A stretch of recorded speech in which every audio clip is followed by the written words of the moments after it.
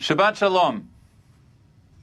Of late, I've found myself returning again and again to the opening line of a poem found in Langston Hughes' Harlem, a poem made famous by Lorraine Hansberry's 1959 play, A Raisin in the Sun. What happens to a dream deferred? Does it dry up like a raisin in the sun, or fester like a sore and then run? Does it stink like rotten meat, or crust and sugar over like a syrupy sweet? Maybe it just sags like a heavy load, or does it explode? The short poem is one of about 90 riffing off of Hughes' beloved Harlem, and what Harlem represented in the mind of so many African Americans, the yearning of individual achievement and America's supposed promise of equality. The poem and the montage surrounding it of poems asks the question of what happens to a person who by accident of birth or fate finds their long-sought dreams to be beyond their reach. What happens to a dream deferred? Does it just shrivel up and go away? Does it linger and fester? Or does it, as Hughes suggests in his allusion to the Harlem riots, potentially explode? It's a poem, as you may recall from your high school English class, that continues to resonate throughout American culture. What happens when that which we have anticipated, what we believe ourselves due, that we've worked so hard to achieve, through no fault of our own, proves unobtainable? From the speeches of Martin Luther King Jr. to Broadway to the DREAM Act legislation, it would not be an understatement to say that Hughes' brief bebop modernist lyric is one of the most influential poems of the 20th century, if not the entire canon of American literature. But this morning, I find myself concerned not so much with my own high school education, but the lives of an inestimable number of high school students, college students, early childhood, elementary and junior high students, the present-day montage of dreams deferred due to COVID-19. It is, after all, the month of May, a month meant to be filled with proms and prom dresses, graduations and caps and gowns, moving up ceremonies, end-of-the-year athletic playoffs, internships, and packing lists for summer camp. Everyone has been impacted. Semesters abroad have been canceled, job offers to graduates have been rescinded, and long-planned reunions put on hold. I think of the 11th grader who had been looking forward to being scouted by college teams. I think of the ACT and SAT exams needing to be rescheduled and the cascade of implications resulting. I think of the millions of regretful and character-building poor decisions that are every teenager's right to make, but are presently being denied to them. The other day, my daughter stoically shared with me that her final day of high school, the final day that her class was going to be together, had come and gone without her realizing it at the time. I was supposed to officiate at a wedding this week, and next week, and the week after. So many simchas now being rescheduled. Sometimes life gives us second chances. Yesterday, after all, was Pesach Sheni, for those of you who know, a biblical redo for those who missed Pesach the first time around. But you and I both know that not everything gets a redo. Many dreams have been deferred, and an equal, if not greater number, have been derailed and denied, never to be rescheduled.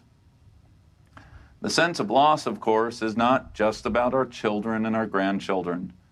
It's about all of us, about the loss of stability, predictability, and reliability. The very scaffolding of our existence come undone. People on the verge of retirement, now needing to work longer for themselves and for their children and their grandchildren.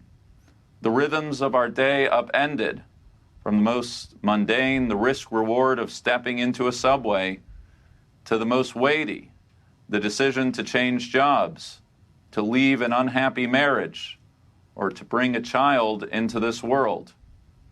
If you stop, if you really stop to consider the number of dreams deferred by our dark hour, it is a thought that can suffocate, and it's a thought made even heavier with the knowledge that the road ahead is altogether uncertain. We just don't know if and how campus life will resume in the fall. We don't know what vaccines are or are not on the horizon. I recently read about a category of loss called anticipatory grief, the feeling we get when the future is so uncertain. None of us know when the light will appear at the end of the tunnel. So like ships lined up off the shore waiting to find safe harbor, the heartache we're feeling is not just about what's been lost, but about the feeling of lost time, being stalled in place as the calendar itself moves inexorably forward into an uncertain future. So what shall we say in response to our dreams deferred? We have no solutions and we have no crystal ball, but people are in pain. We need a response. What shall we say to our children and to our grandchildren? What shall we say to each other? What shall we say to ourselves? It's not an easy question to answer. So let me begin by suggesting what not to say, how not to respond to your child when he or she learns that camp is canceled, when your friend shares that her wedding is postponed, or your nephew graduates from college without a job. First, avoid answers drawn from what I call the "at least you're not dead" basket of response. Your program was canceled? Read the news. People are fighting for their lives. Sorry you have to take the SAT next fall, but at least you have a roof over your head. There are certain moments in life when the first words out of your mouth really matter. When someone gets engaged, you say Mazel Tov. When a new parent tells you the name of their baby, you say, I love it. When my wife asks me if I like a dress, I do. Most often, there's a time to redirect and recalibrate, but you only get one chance for a first response. And when someone is suffering from loss, do not respond by pointing out weightier losses. It may come from a good place. It may even be an intellectually defensible position, but an indelicate, at least you're not dead response makes a person feel that you don't feel that person's pain to be real. I myself thought long and hard about whether to give a sermon about the loss of high school graduations and such when other people are on ventilators. I decided I had to, because to not do so would be an omission which unto itself invalidates the world of pain that so many are experiencing right now. Rule number one of the first response to a person's loss: don't tell them that in the big scheme of things, they are lucky. And the "at least you're not dead" basket takes on many forms, some more subtle than others. There is the imagine what it's like to be born in the Depression, to be part of the greatest generation, or we Jews love to say, to have lived through any number of pogroms or persecutions. Again, it may be true that someone else in another time and place has also suffered, but when I'm in pain, is that really going to help me? It's a bit like when I was a kid and I would complain to my dad, who's a physician, by the way, that my ear hurt, and he would pinch my arm and he'd say, now what hurts?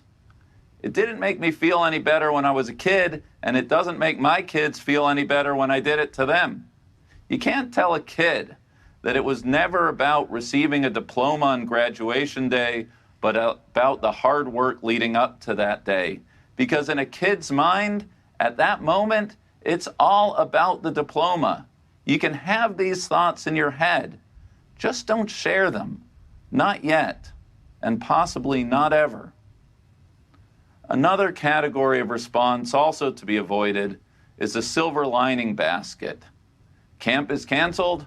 What a great time to take up an instrument or start studying for your ACT. Today's that rainy day, the block of downtime you've been waiting for, to read that book, to take up a pet project, to learn chess, to lose 5 pounds, or finally learn how to mix a margarita. Again, it may be true, and it actually may even be good advice.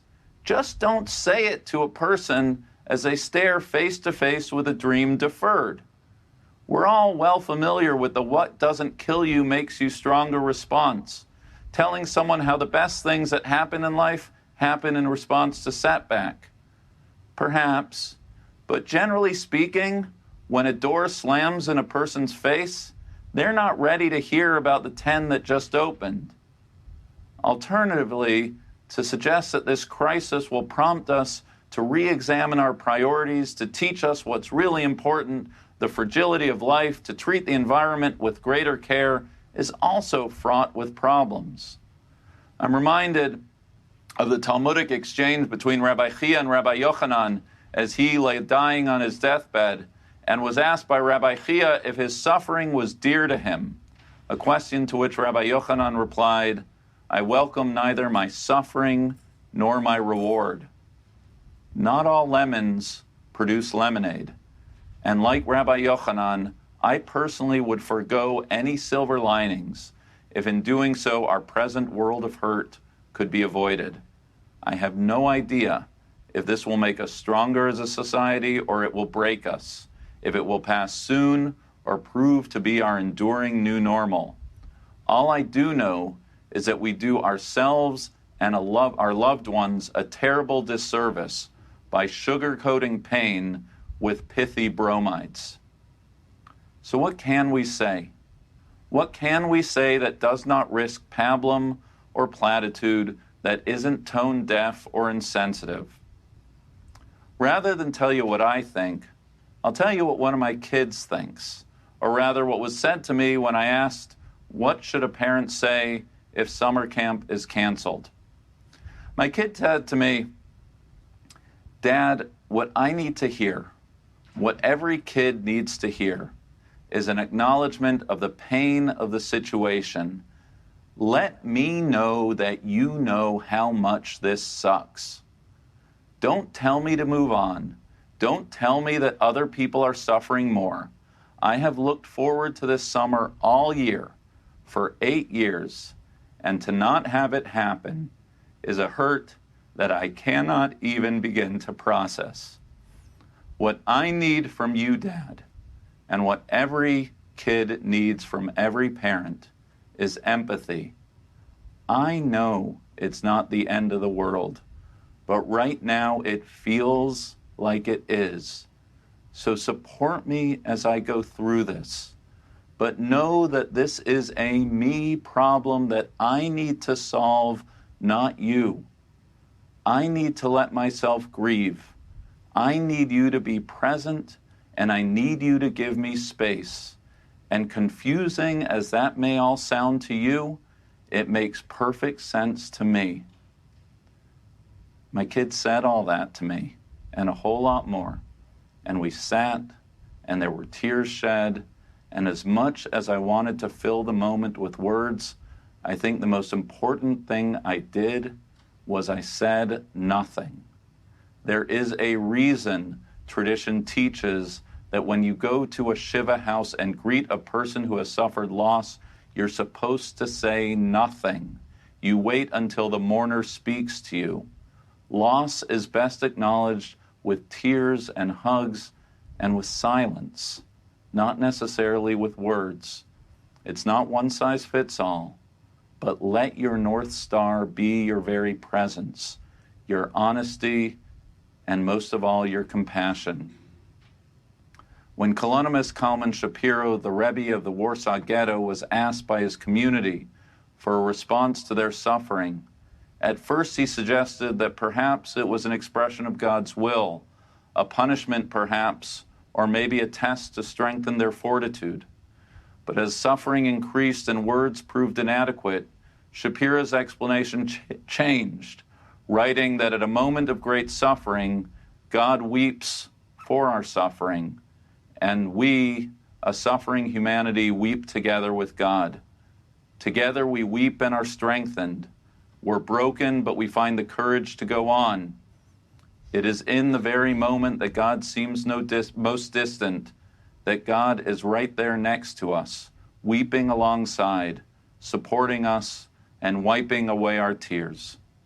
Maybe, just maybe, the proper and best response to a dream deferred is to perform the godlike act of being present, affirming a person's pain and standing by ready so that person can put one foot ahead of the other and then the other until they can support themselves.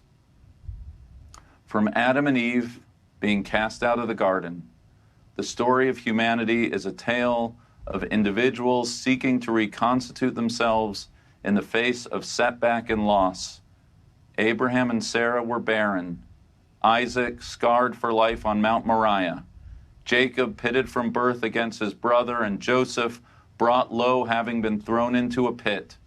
The list goes on and on and on. The tale of the very hero of our coming harvest season, Ruth, is a story that begins by noting Ruth's defining characteristic to be her widowed status, a dream deferred if there ever was one. Her story will be one of rebuilding after the rug is ripped out from beneath her. We know that our present losses are but an extension of that ongoing human drama, but it is a knowledge that does not serve to mitigate or ease our sorrow. We, like those who came before, stand outside of the garden, bound on the altar, thrown in the pit, our dreams deferred. And from those depths, Mima'akim karaticha ya, we call out to God. We call out and we feel the divine presence of God and godlike friends and family who acknowledge our pain, who sit there at our side, weeping as we weep, and ready, when we are ready, to take a step forward. Shabbat Shalom.